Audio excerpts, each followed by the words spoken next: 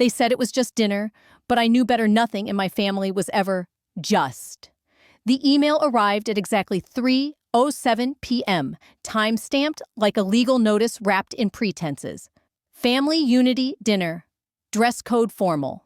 There was no hi Elena, no warmth, no attempt at reconciliation. Just a digital summons cloaked in civility. My thumb hovered over the screen for longer than I'd admit. It had been 2 years since I'd heard from any of them. 2 years of silence, broken not by a call, not by a visit, but by a mass email with a subject line that reeked of performance. Grandma always said, "In this house, silence is a trap dressed in pearls." I used to laugh when she said that, thinking it was one of her many cryptic metaphors for survival. Now, I heard it like a warning bell. The air outside was cold, sharp with February's residue. I watched the city of San Francisco through my apartment window, gritty gray honest. Unlike the world I came from. My fingers tapped the countertop rhythmically, unsure whether I was stalling or simply bracing. A dinner invite after everything. After the funeral, where they huddled close for the family photo, making sure I stood 2 steps too far to the left, just enough to crop me out, they said it wasn't personal. Just confusion. The photographer's angle. An oversight. But I knew. You don't get cropped out of family by accident. I set the phone down, my reflection catching in the glass. Same brown eyes. Same calm face. But something deeper, older had settled inside me since then. A knowing. Tonight wasn't about unity. It never was. And if they were gathering under the pretense of family, I had to ask, what were they really uniting against? That's when I remembered the safe deposit box. It had been sitting untouched at First Western Bank for nearly a decade. I hadn't opened it since the day Grandma and I walked in together, me barely 20, her already mapping out the future like a chessboard. "One day," she said, slipping the small velvet box inside, "you'll know when to open this." Today felt like that day. I drove in silence, city noise muffled behind rolled-up windows. The bank lobby was warm, sterile, almost too polite. After verifying my ID, the attendant led me to the private room and handed over the thin metal box. My hands were steady until I saw the handwriting. Elena curved with deliberate grace, unmistakably hers. I sat down and opened it slowly. Inside was the velvet box, smaller than I remembered. I held my breath and flipped it open. The ring caught the light like it was breathing. Platinum, emerald-cut diamond, timeless. But what caught me more than the stone was the engraving inside to my rightful successor. I couldn't breathe. She never told anyone else. Not Donna. Not Spencer. Not even Gerald, I suspected. Just me. And now, she was speaking from beyond the grave in the only way she could in legacy. I slipped it onto my finger. It fit perfectly. A strange, quiet gravity filled the room. My phone vibrated. I glanced down at the screen. Spencer. "Don't wear anything ridiculous tonight." I stared at the message. Then I smiled. Not because it was funny, but because I suddenly knew he had no idea just how ridiculous things were about to get. They served filet mignon and veiled insults. I chewed both without blinking. The chandelier above us glittered like 1,000 judgmental eyes casting harsh shadows on the long mahogany table. I hadn't stepped foot in the Whitman Estate dining hall in over 3 years, yet everything was exactly as I remembered too, polished, too cold and too heavy with the ghosts of ancestors whose portraits lined the walls like silent jurors. The ring on my finger pulsed, not literally, of course, but it might as well have. There was a strange heat against my skin, like it remembered what this house once did to the woman who gave it to me. I shifted in my seat, not from discomfort, but from calculated presence. They wanted me to fidget. I wouldn't give them that. Donna sat at the head of the table, elegant in her pearl choker and manicured disdain. To her left, Spencer leaned back like he owned the oxygen in the room. Vanessa Ever, the picture of refined ambition, twirled her wine glass with the grace of someone who could slice throats with compliments. Gerald, my father, sat beside me, eyes glazed, as usual, a figurehead with no helm. Dinner began with an unsettling ease. Polite conversation danced over linen napkins and gold-plated cutlery. I sipped my water. I didn't trust the wine. So Vanessa cooed, still living in that charming little apartment near the bridge. I smiled. Still charming. Still mine. Donna's lips curled slightly. It's good that you're managing. Independence builds character, or so they say. Spencer chuckled. Elena's always been resilient, even when it wasn't necessary. Thank you, I said, folding my napkin gently. Resilience tends to show up when you're not handed everything. The silence that followed was sharp, but brief. Spencer jumped in, ever the showman. We just closed a deal and Dallas Whitman Group is going national. Global eventually. Big moves coming? Impressive, I replied. Is that before or after the restructuring? He blinked. Donna's fork clinked softly against her plate. Which brings us to why we're really here. Of course! She pulled a leather folder from under the table and handed it to Gerald, who passed it down like some holy scripture. It slid toward me with the slow inevitability of a trap. It's time, she said, eyes fixed on mine, for unity, for cohesion. Your grandmother left certain things fragmented. This document consolidates and streamlines everything so we can move forward as one family. I didn't touch it. Vanessa smiled. We had the best attorneys draft it. Very clean. Fair. Spencer nodded. It's just a formality, really. Donna added, you'll still retain your shares technically, but voting rights are pooled for the board's efficiency. It's purely symbolic. I finally picked it up, flipping through the pages with practiced calm. The language was dense, but not dense enough. I found it on page 4. All individual voting rights shall be permanently reassigned to the acting board chair, effective upon signature. I read aloud. The room froze. Vanessa lowered her glass. Donna's fork stopped midair. I gently folded the paper, placed it back on the folder, and looked up. I'll have my lawyer review it. Spencer's jaw tightened. Gerald cleared his throat, suddenly interested in his plate. Donna didn't move. I smiled faintly. Game on. They left me alone in the study. That was their mistake. The door clicked softly behind me, leaving only the hush of old air and the faint scent of lemon wax clinging to polished wood. The marble floor reflected lamplight in uneven streaks, casting golden halos beneath my feet as I stepped deeper into the room. Everything about the Whitman estate study screamed legacy, lined bookshelves, leather-bound volumes. No one read oil portraits of men who thought themselves immortal. But I wasn't here for them. I was here for her. This was Grandma's sanctuary, the only place in this house that ever felt remotely like her. When I was little, she'd bring me here with a warm blanket and peppermint tea, while the others feigned civility over cocktails downstairs. She called it her quiet rebellion. I understood now, silence wasn't surrender. It was preparation. I moved slowly, running my fingers along the edge of her old mahogany desk. The top gleamed untouched, but my hand paused at a faint groove in the corner muscle memory. A dent from years of use. I slid open the top drawer. Neatly arranged pens, envelopes, nothing remarkable. Until I noticed the lining. A loose corner. I peeled it back. A small USB drive was tucked inside, wrapped in yellowing tissue like a secret too precious for air. My pulse jumped. I slipped it into my coat pocket, heart thudding louder than my heels on marble. Then something odd. One of the books on the shelf wasn't aligned. I tugged it gently. Behind it, wedged between 2 volumes of outdated tax law, was a photograph. Grandma, younger, but unmistakably sharp-eyed, stood beside Charles Whitman. They flanked a third figure, a woman I didn't recognize. On the back, in Grandma's precise script, Trust Witness 2001, keep safe. I stepped back, the pieces starting to move in my mind. Grandma's will. The codicil, the timing, they were hiding something, and now, so was I. My phone buzzed in my purse. A voicemail from Danica. Hey, Elena. I reviewed the preliminary documents your brother sent. There's no mention of a trust reallocation in the original filings. Something's off. Call me as soon as you can. I hit record on a fresh memo. Danica, it's Elena. Found something, possibly related to 2001 trust witness. We'll send photo and USB details later. Do not respond via text. The room had gone still, but I felt anything but alone.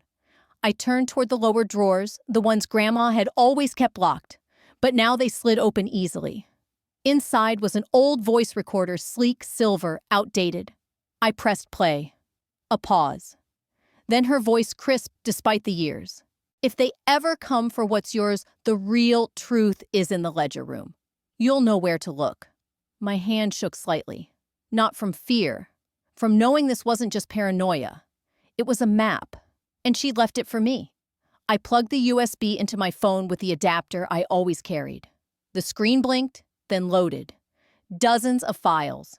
PDFs of contracts, tax declarations, scans of ledger entries, and one document labeled Codicil Addendum E 2004. I opened it. The name at the bottom chilled me. May Walker. Grandma's legal name.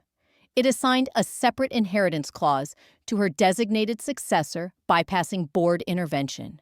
I didn't hear the footsteps at first, but the door creaked, then silence. Someone else was in the house. My silence made them underestimate me. That would be fun to watch unravel. I arrived at Danica's office just after 9. Her assistant waved me through without a word.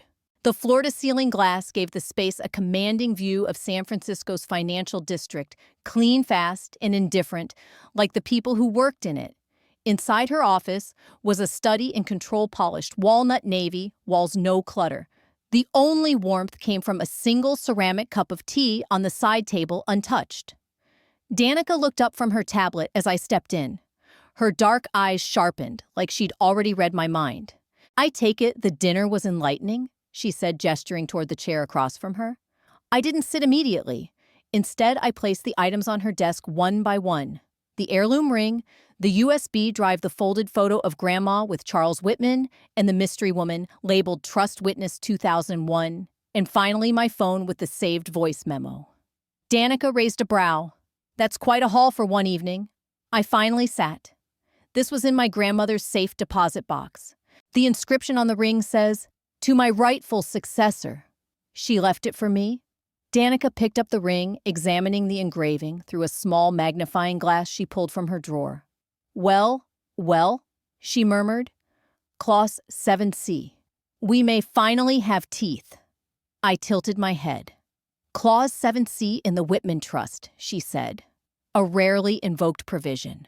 It grants succession power to a named heir if supported by both a symbolic heirloom and supplemental documentation, especially if the current board is found to be compromised." "And this counts?" I asked. "Depends what's on the USB." Danica turned to her computer and inserted the drive. Ethan Zhao entered moments later, holding a thick manila folder under his arm and a black coffee in the other. "I pulled records like you asked," he said, setting the folder down. "It's not just suspicious, it's strategic." He flipped it open. "Spencer established Whitman Futures LLC 19 months ago. On paper, it's independent. But the funding comes from a silent partner linked to Whitman Group's primary investment account. He's moved over $3.2 million to date. And look, he pointed to a property deed, a waterfront estate in Sausalito, registered under the LLC. No board minutes authorizing any of this." "That's embezzlement," Danica said without blinking. "If we can tie it to trust assets, he's toast." I nodded slowly. The pieces were starting to form a picture. A sickening one, but clear. Danica brought up another file, a scanned copy of a codicil from the USB. She read it aloud. "In the event that my expressed wishes are ignored, let the holder of the ring and the accompanying record in voice be deemed my successor in equity and vote." "That's my grandmother's voice on the recording," I said. "She says, if they ever come for what's yours, the real truth is in the ledger room." Danica turned toward Ethan. "Initiate a formal freeze motion on the family trust, effective immediately. We'll request a forensic audit and court injunction on further asset movements." Ethan nodded. "Already drafted." She slid a tablet across to me. "You'll need to sign to authorize me as primary counsel for the freeze petition." I scanned the document, then signed. My fingers felt steady, though my pulse was racing beneath my calm exterior. Danica's smile was thin, deadly. They think you're still a lamb. Let them think that. I leaned back, letting the moment settle. Ethan cleared his throat. What's next? We notify the board. Quietly. Then we wait for them to panic, Danica said. She tapped the final confirmation on her screen, then looked at me. Her tone was quiet now, but charged. Once we send this, there's no going back. I looked at her, the window reflection glinting off the ring on my finger. Good. Some legacies are kept in vaults. Others hide in ink and silence. The elevator dinged softly as it reached the 27th floor. I stepped out heels, echoing on the marble floor that always felt too pristine, like it had been scrubbed clean of guilt. The Whitman Group Tower hadn't changed in years. Polished brass nameplates, cold lighting, a silence that hummed like old money. Naomi was waiting at the far end of the corridor near the fire exit that led to the archive wing. She wore a neutral beige cardigan, hair pulled back into a simple bun, the perfect mask for invisibility in a building like this. Elena, she whispered, handing me a temporary badge. You've got maybe 30 minutes. Gerald's still on site. I saw him heading up to the executive lounge. I gave her a quick nod. Let's move. She guided me past the usual doors and down a narrow hallway I hadn't walked since I was a teenager, following Grandma through a boring paperwork day. That was before they rewrote her legacy in ink I wasn't meant to see. Naomi produced a keycard from her sleeve. You didn't get this from me, she muttered, swiping the lock. A soft click and the door opened into a cold, dim space that smelled like dust ink and cold metal. The vault room.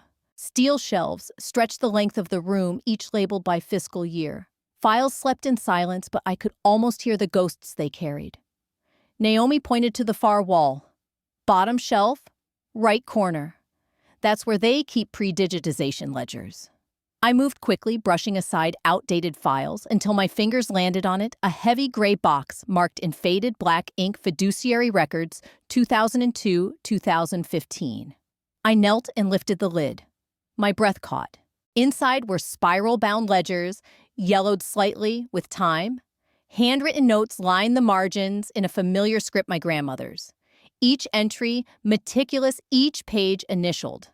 I flipped until one caught my eye, an annotation from 2007 next to a list of board resolution drafts.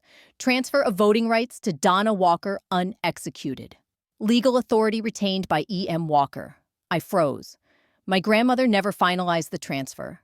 The power everyone assumed Donna had a fiction. Legally, it never existed. Naomi hovered behind me. Elena, she whispered. Look at this. She held out a withdrawal slip, dated August 2022. Spencer's signature. $8 million moved from an account labeled Restricted. Contingent beneficiary, E. Walker. That's mine. I said the words, feeling foreign in my mouth. That fund was set up for me. Contingent on what Naomi scanned the footnote. Until age 35 or formal inheritance contest. You're 35 next month. I took a photo of the page, then another. My hands trembled not from fear, but from something deeper. Awakening. For so long, they told me I was nothing but a side branch, an afterthought. But this was proof I had roots that went deeper than their lies. Anything else, I asked? Naomi pulled out one last document, an internal memo from 2015, warning against unauthorized consolidation of assets. Donna's name was flagged in red. Looks like someone already raised a red flag back then. They buried it. I finished photographing the rest of the documents, organizing the images into a secure folder on my phone. No drama, no fireworks. Just silent truths, one page at a time. A familiar ding echoed down the hall, the elevator again. I pressed my back against the file shelf, motioning for Naomi to stay quiet. Footsteps passed the door but didn't pause. Probably just Gerald heading back down. I exhaled. Naomi leaned close. You ready? I nodded. I pulled out my phone, tapped Danica's secure contact, attached the files, and hovered my finger above the screen. I thought about my grandmother, about every time I was told to smile smaller, speak softer, take less.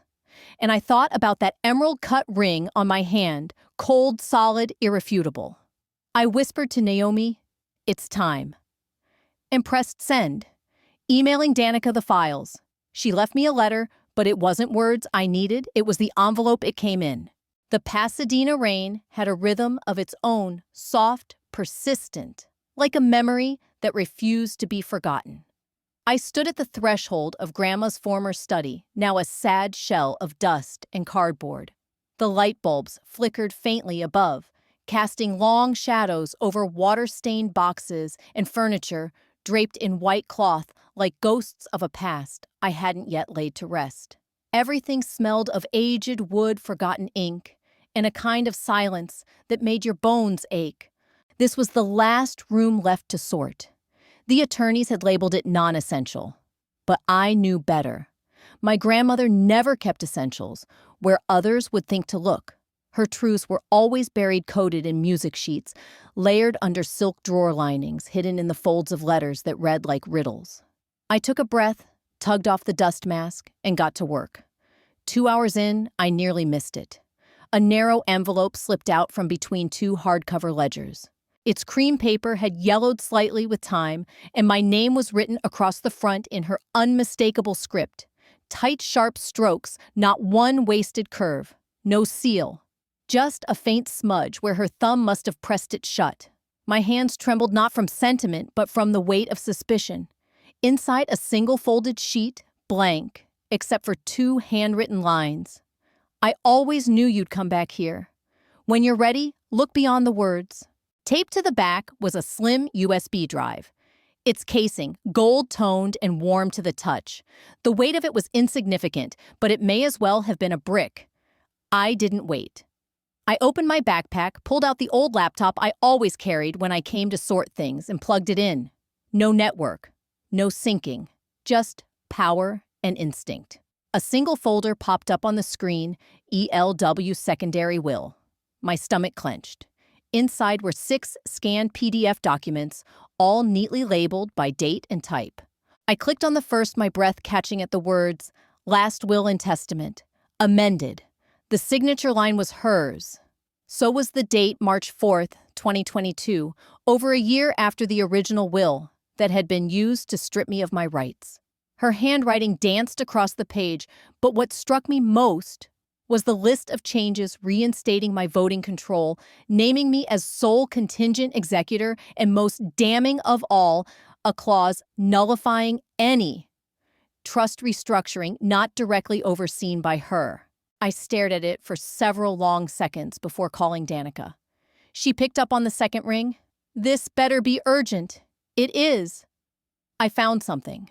Something big." "Where are you?" "Grandma's old study in Pasadena." "I was cleaning out a box. I found a USB. It has a second will. It's signed, witnessed, and dated." Dead silence. Then Elena forwarded it to my secure inbox right now. "I'll open it while you're on the line." I uploaded it.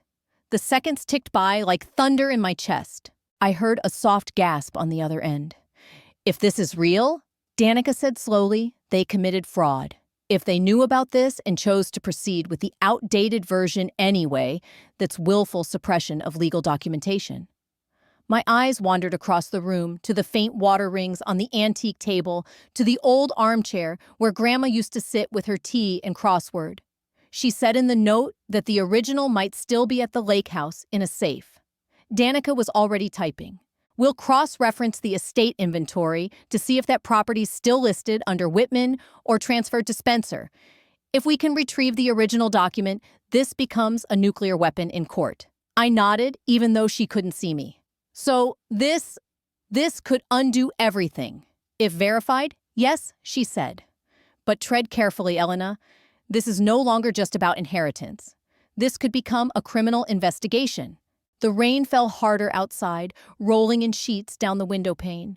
My reflection was blurry, half-formed, like someone I hadn't fully met yet. I looked back at the letter. No signature, no goodbye, just that final line hanging like breath in cold air. Look beyond the words. I realized then it was never about the message.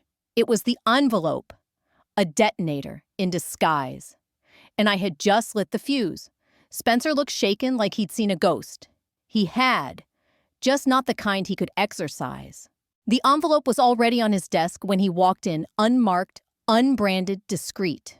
There was no name, no postage stamp, not even a fold out of place. Just one clean sheet of cardstock inside.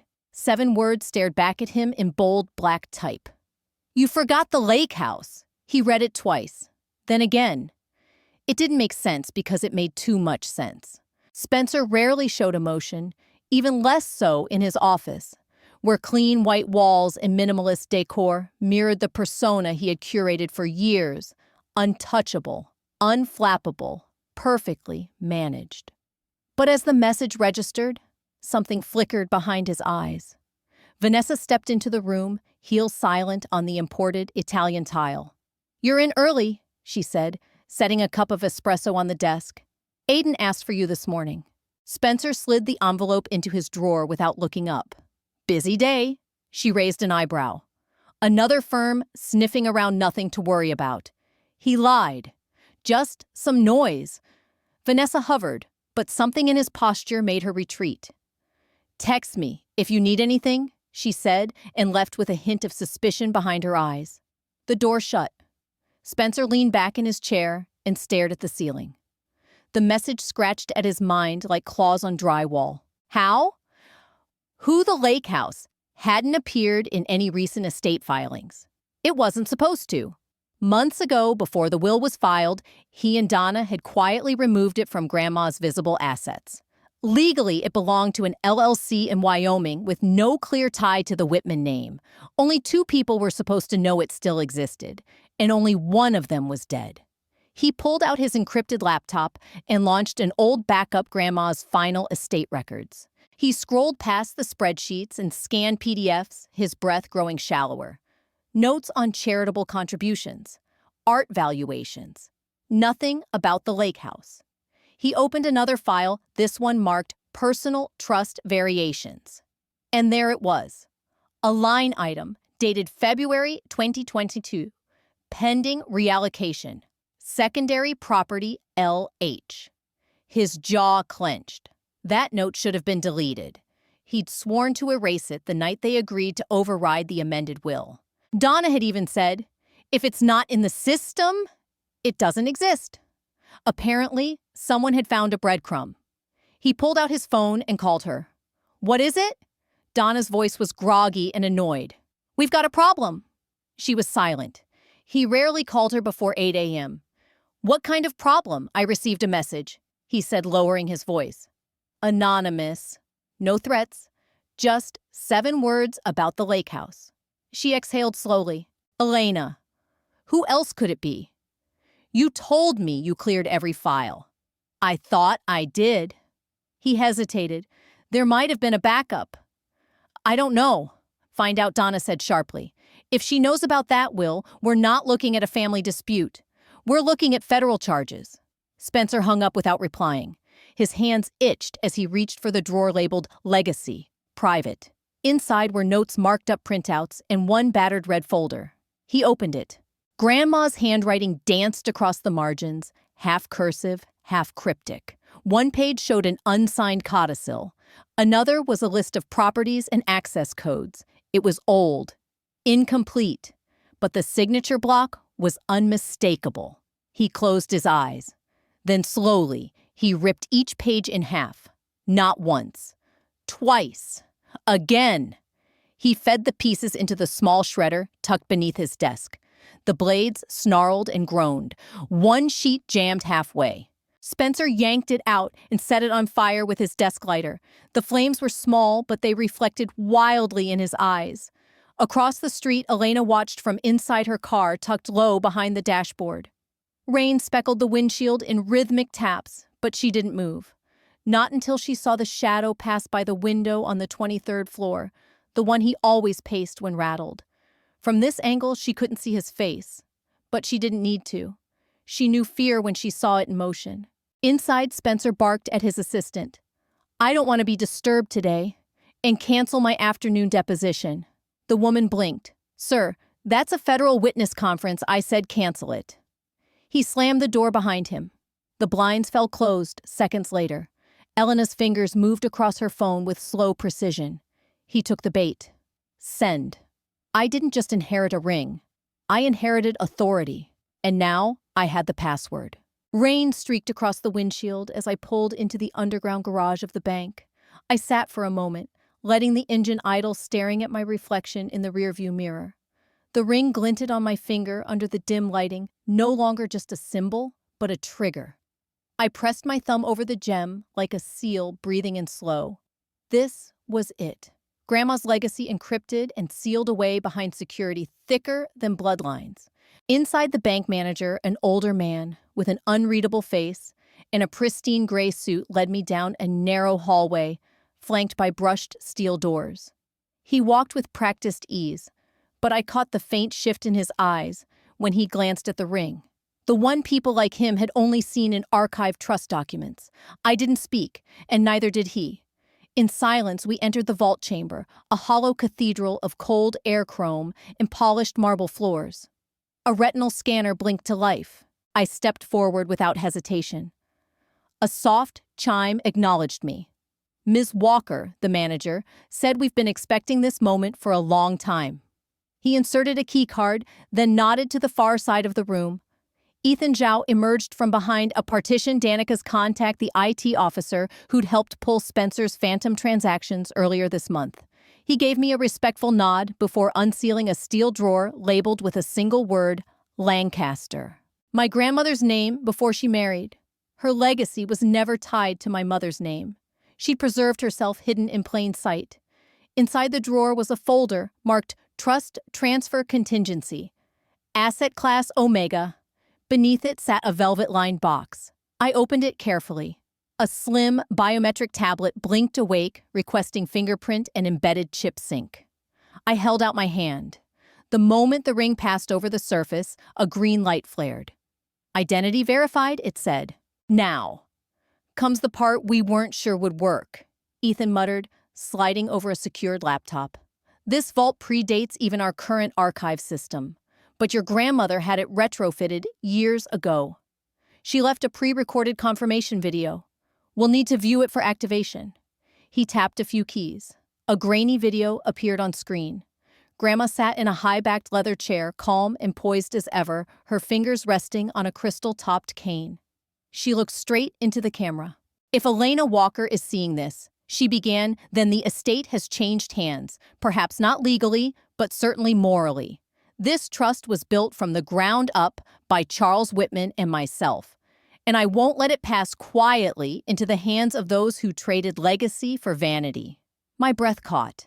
Elena, she continued, the ring you wear holds a microchip encrypted access to 33% of voting rights in the Whitman Trust. This was to be activated either on your 30th birthday or upon the official death of the last matriarch. That is me. And I chose you. The screen went dark. Ethan slowly exhaled. She built a time-locked vault with corporate leverage built in. Can you access it? I asked, steadying my voice. We already did, he replied. The tablet just synced. And he paused, scrolling through dense legal documents. Here it is, your name, listed as co-executor, dated and notarized. It was never filed, but that doesn't make it void. It just means nobody wanted it seen. The air grew still. Even the vault seemed to hold its breath. So, Donna is executor. But I'm co-executor, I said aloud. Ethan nodded. Which means any major financial decisions required your sign-off. Legally, she's breached trust terms. Multiple times. I didn't smile.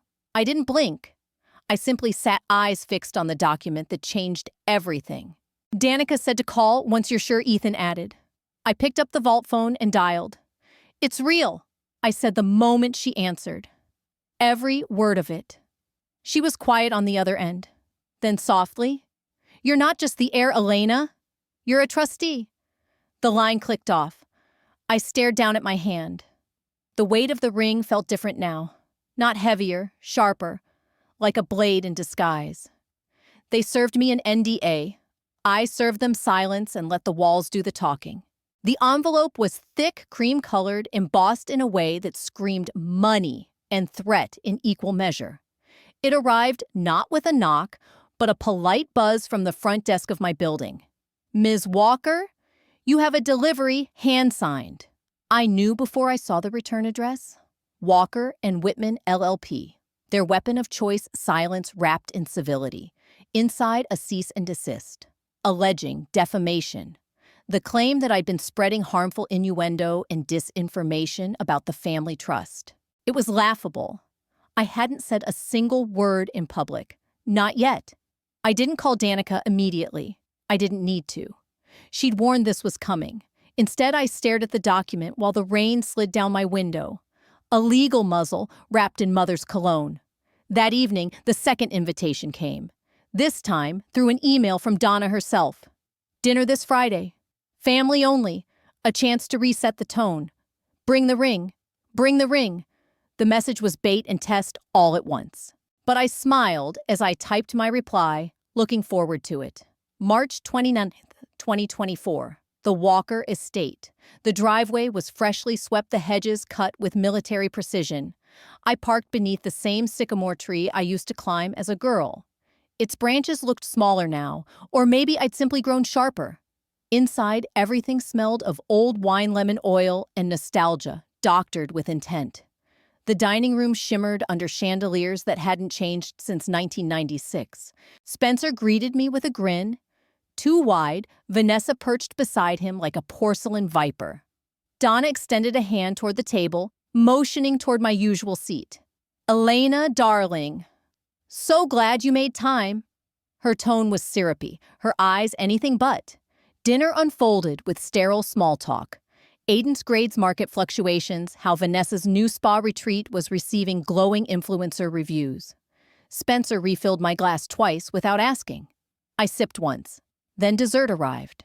Alongside it, an envelope, smaller this time, resting on a silver tray like a final course. Donna gestured. "Just something we'd like to clear up. Purely procedural."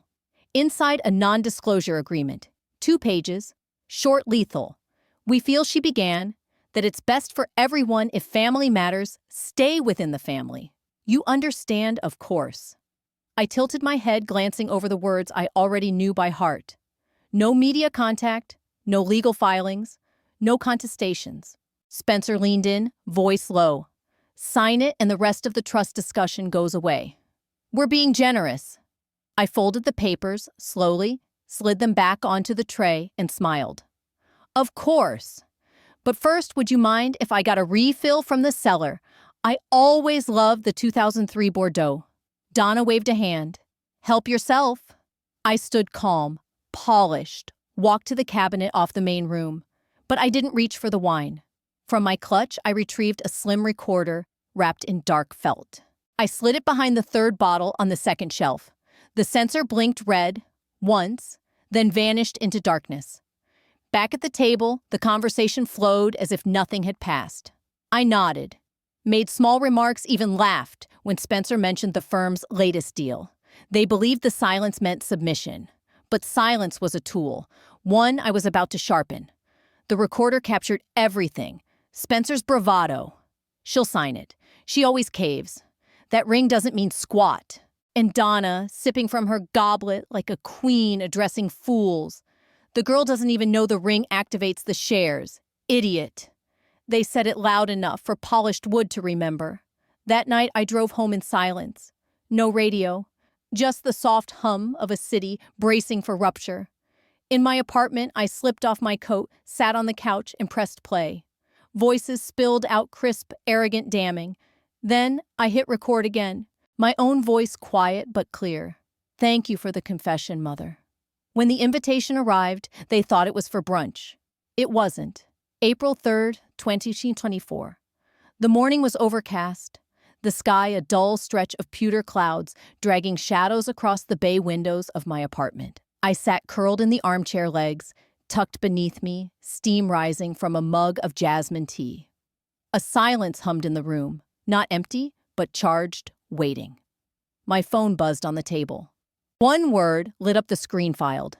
Danica never wasted syllables. I opened the message. Attached was the case number, stamped and certified. Elena Walker, VC's Donna and Spencer Walker.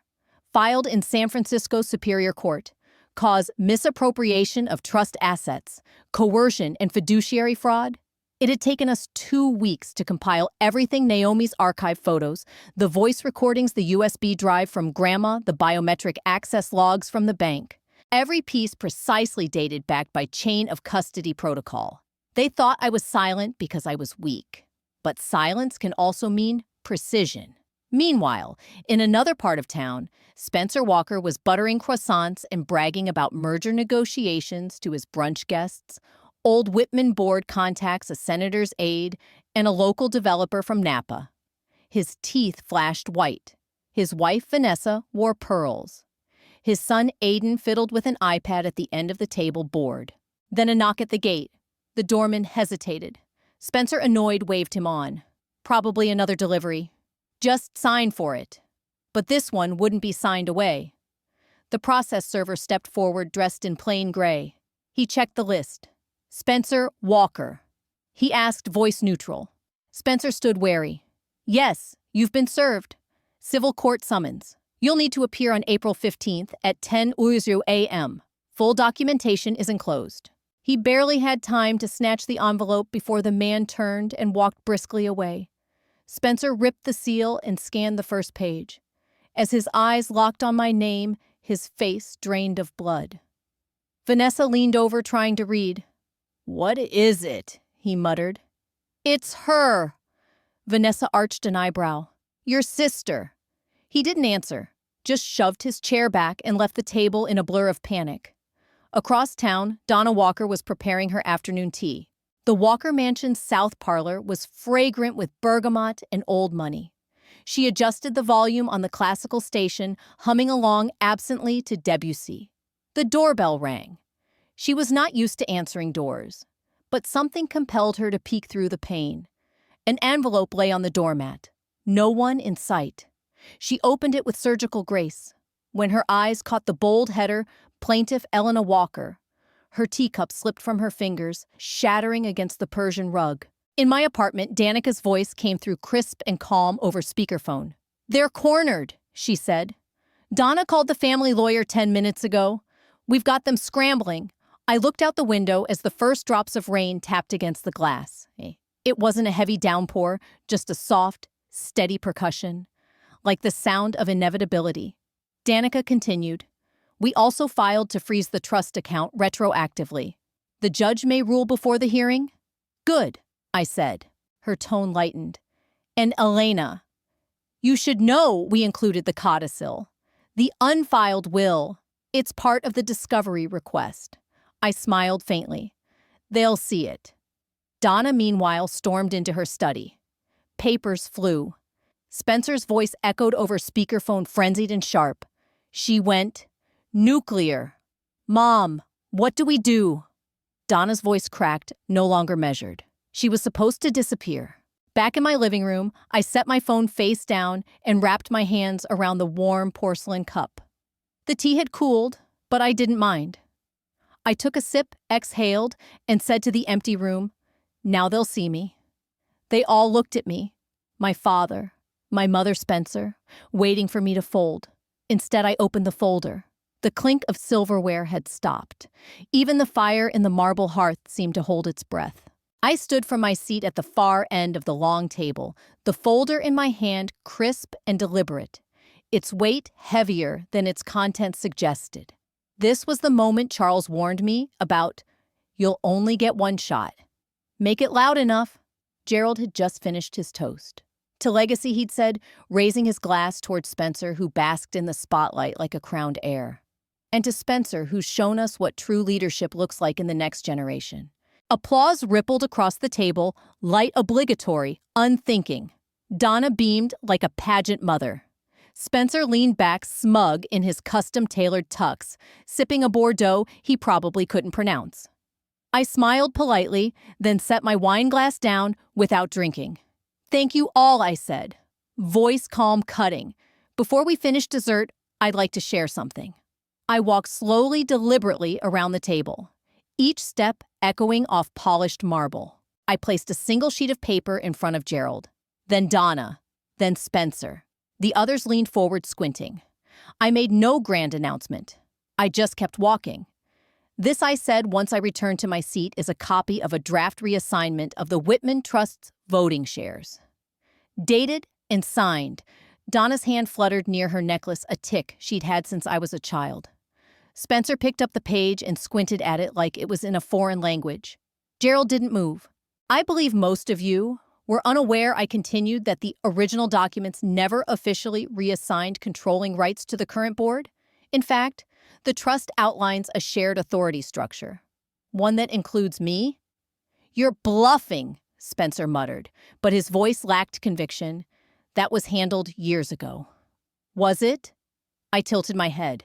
The dining room door opened then. Not loudly, but enough to steal every pair of eyes in the room.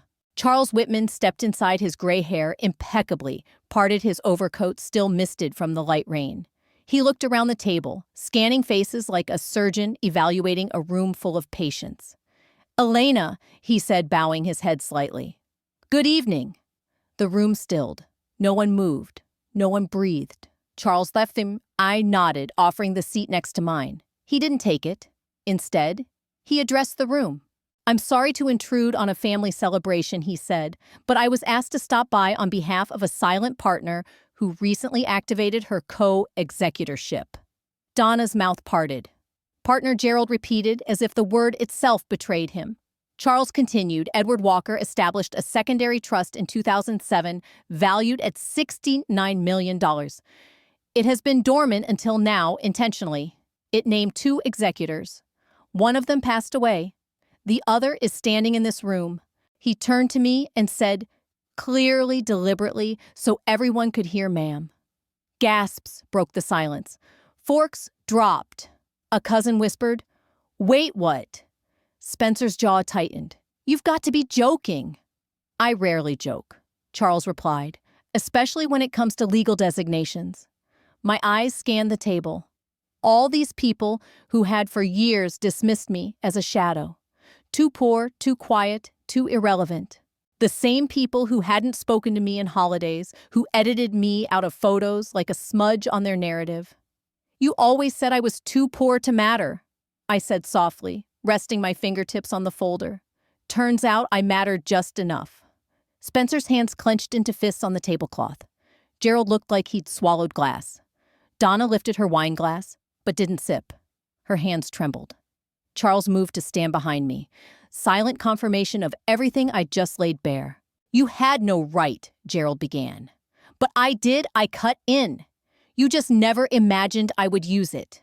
Climax isn't always noise and fury. Sometimes it's just a quiet voice in a room full of the self-important." Donna's expression cracked first. Not into tears, but rage. Her face contorted in disbelief, as if the years of manipulation had suddenly shattered like glass. She choked on her wine, coughed, then slapped the glass back on the table hard enough to spill red across the linen. And that's when Spencer finally spoke. "Wait." "You're what Gerald didn't even try to hide his rage. You conniving little." But it was too late. The contracts were already notarized. The door clicked shut behind me. The rain tapped against the office window like it had something urgent to say, but Gerald's red face said more. His safe hung open, papers scattered like leaves in a storm. The air stank of panic masked by expensive cologne. I placed the signed file on his desk with the same reverence he used to demand when talking about legacy. "I warned you," I said, voice steady. "You just didn't hear me."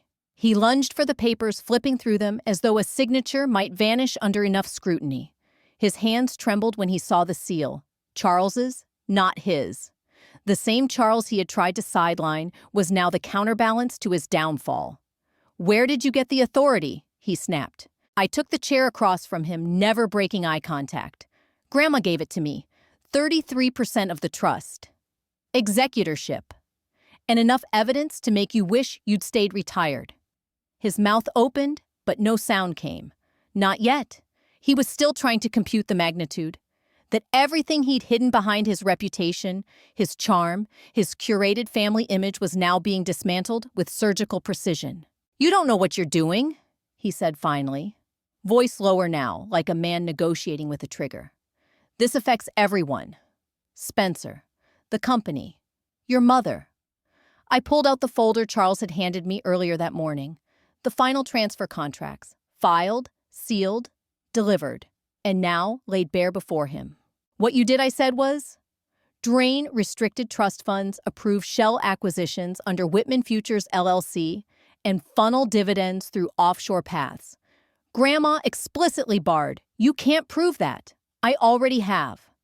I reached into my bag and produced a second folder, Ethan Zhao's report timestamped, notarized, and countersigned by Danica. Gerald's composure shattered. He stood so abruptly, the chair groaned. Then he flung his arm across the desk papers, flying pens crashing against the floor. A porcelain figure of an eagle cracked against the wall. You ruined us, he bellowed. I stood, slowly looked him dead in the eyes, and said with quiet clarity, No, you did. Silence fell, but not peace. The silence of a collapsing house. The door slammed open. Spencer barged in, face flushed, jaw clenched. We lost 2 investors. They're pulling out over instability. What the hell did you do? I did what you never expected. I paid attention, I said. Donna appeared behind Spencer, one hand on the doorframe for balance, the other clutching her phone. Her voice trembled. The accounts are frozen. I just got a call from the bank's audit department. They said there's a review under federal. She didn't finish. You set us up, Spencer growled, turning to me. No, I replied calmly. I reminded the system you exist in it. You'll destroy the family name. I tilted my head. Maybe, or maybe I'll redefine it. Their voices rose behind me as I stepped out, their panic clawing for something to hold on to. But there was nothing left in that room for them. Not power, not safety, not legacy. Only fallout. Downstairs, Charles waited in the black sedan, arms folded, face unreadable. Are they still breathing? He asked as I slid in beside him. For now.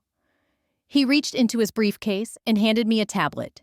The homepage of a major financial journal blinked to life. Whitman. Legacy challenged daughter of co-founder. Files transfer claims. Some journalist in New York got wind, Charles said. And your move last night, impeccably timed. I let the silence linger for a beat, then asked, how much did we release? Enough to stir the surface. Not enough to drown them. That comes later. He glanced sideways. The media's caught wind. They're calling it the daughter coup. You ready? I looked out at the gray horizon, the skyline fractured by rain. Somewhere behind me, a dynasty was crumbling. Ahead, the air felt thin and sharp like altitude, the kind of place where legacy stops being inherited and starts being rewritten. Yes, I said, not blinking. Let them watch. The house was too quiet. No phones ringing, no footsteps, just a silence that screamed collapse. From the second I stepped inside the Walker estate that morning, I felt it an eerie stillness that didn't belong to this place. The air, usually filled with the sharp cadence of shouted orders and clinking glasses, now hung thick with dread. Curtains were drawn. Donna hadn't left her bedroom, and Spencer's Maserati sat motionless in the driveway, its windshield fogged from last night's rain. At the headquarters of Walker Enterprises, tension simmered beneath polished shoes and brittle smiles. Board members had called an emergency session, unprecedented, urgent. I arrived through the employee entrance, Naomi trailing close behind a secure flash drive tucked inside her coat pocket. Her eyes didn't waver, but I caught the twitch in her fingers. Years ago, she tried to sound the alarm. Gerald buried her voice under confidentiality clauses and corporate threats. Not today. We sat before the boardroom's long glass table. Gerald didn't show. Spencer paced behind his chair, face pale, tie askew. Donna was absent, citing a migraine. The chairperson turned to me. Ms. Walker, we're prepared to hear your findings. Naomi plugged in the drive. One by one, projections appeared, internal memos. Withdrawal logs, encrypted communications, Gerald's signature stamped on every unauthorized transfer. Tens of millions funneled into shell accounts over the past decade. A silent siphon. You doctored these, Spencer barked, stepping forward. Naomi's voice was clear. Each file is timestamped, IP logged, and validated by a third-party compliance team. He scoffed, turning to the board. This is a vendetta. She's always hated us. I didn't flinch. No. I stopped loving the lie. Donna stormed in. Moments later, eyes red and unfocused. This can't be happening, she said breathlessly. We're the walkers. We don't get audited. We fix it. Her hands grasped mine with shaking desperation. Elena, please. You've proven your point. Let's settle this quietly.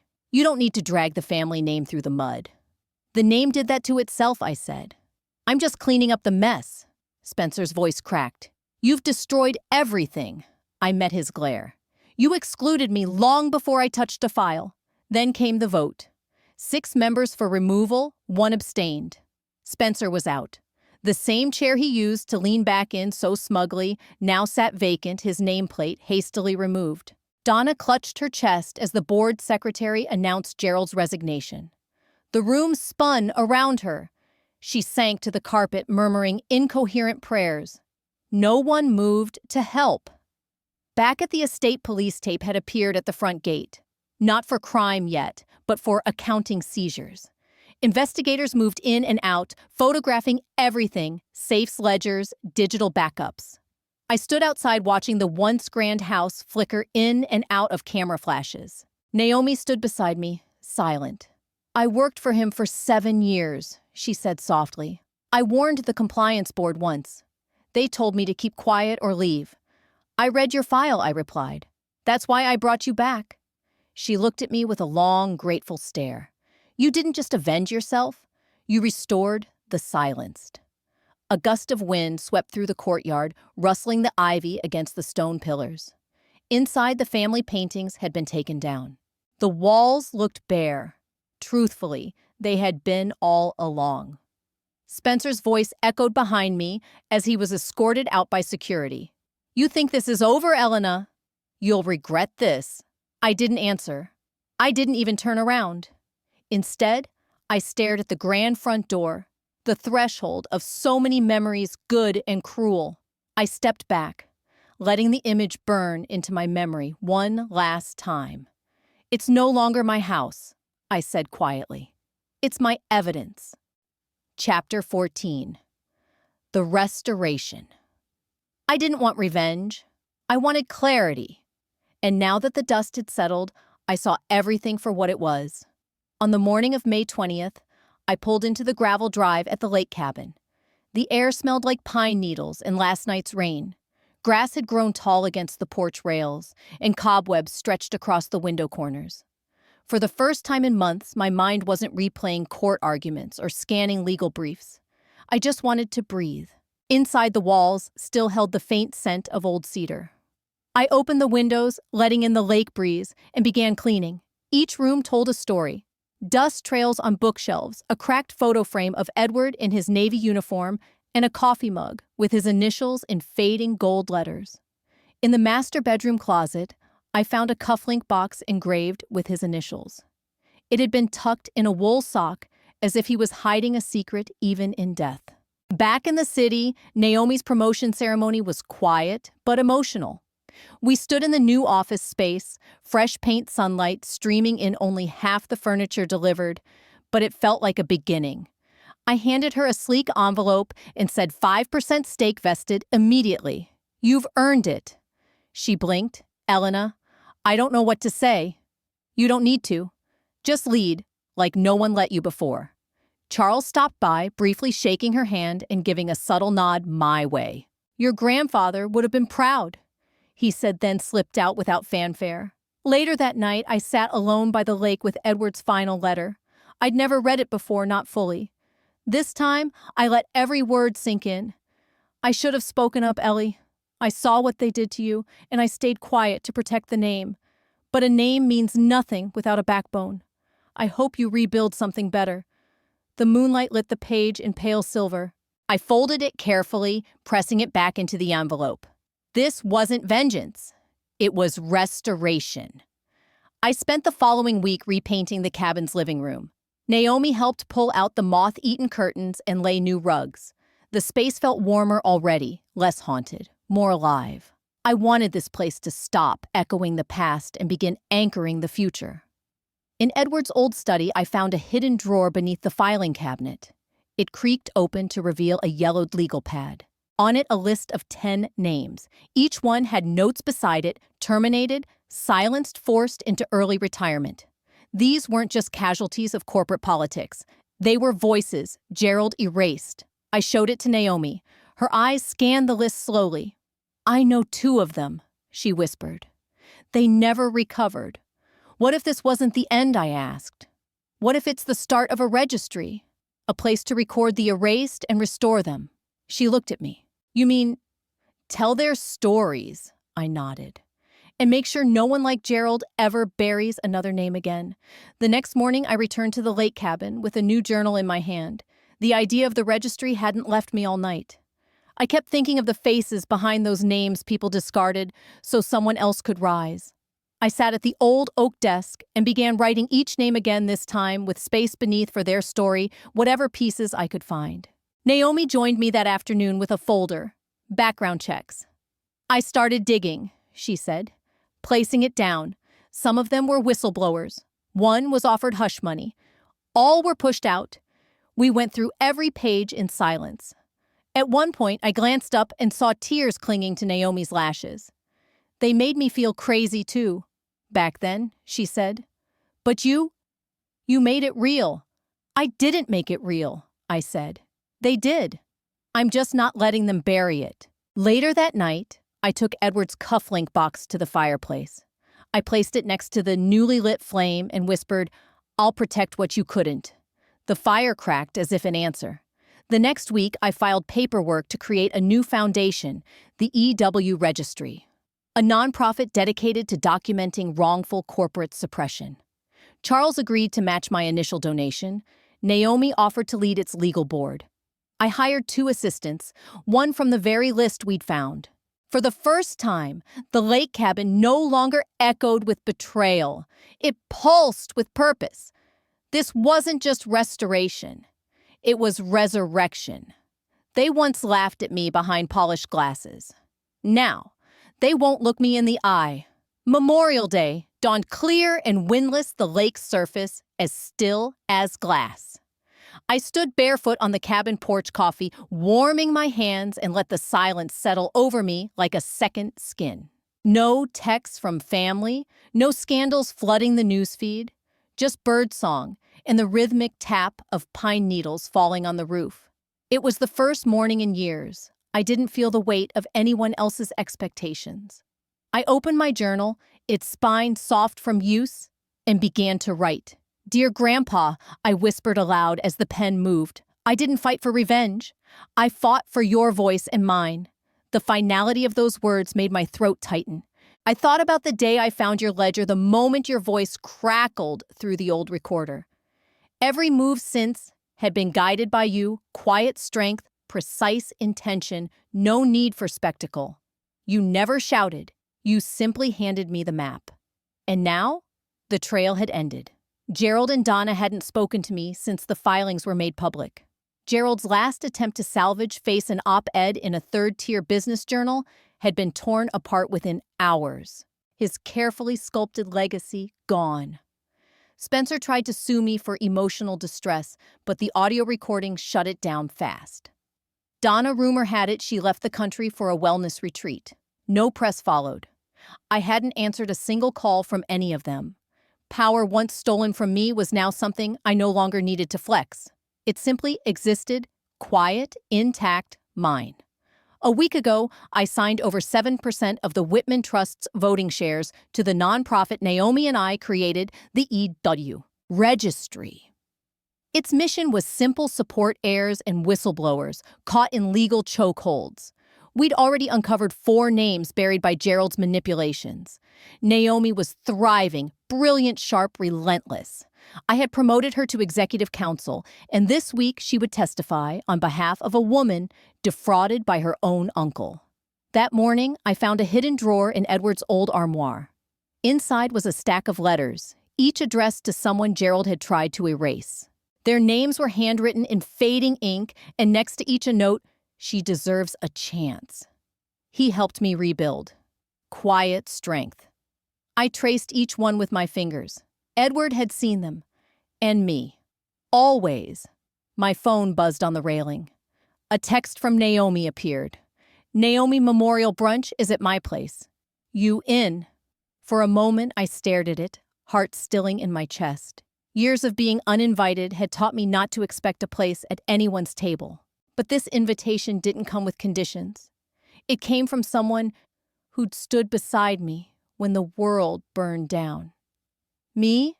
I'll bring the lemonade. I folded my journal entry, placed it in a small, weathered tin box, and walked barefoot to the oak tree at the edge of the clearing, the same tree I used to swing from before everything fractured. I knelt and dug a small hole with my hands cool earth giving way. No plaque, no monument, just a quiet burial for the last piece of the past I still carried. The letter wasn't for anyone else to find. It was for me. I stood, brushed dirt from my palms, and looked around the cabin one last time. It had stopped feeling like a place of loss. It had become mine. Inside, I grabbed my bag and keys. I paused at the door, then reached back for something I hadn't worn since the beginning, a simple emerald-cut ring. Grandma's. The one that started it all. I slipped it on. It still fit perfectly. They called me poor. I called it freedom. I never wanted to be a symbol, I just wanted to be heard.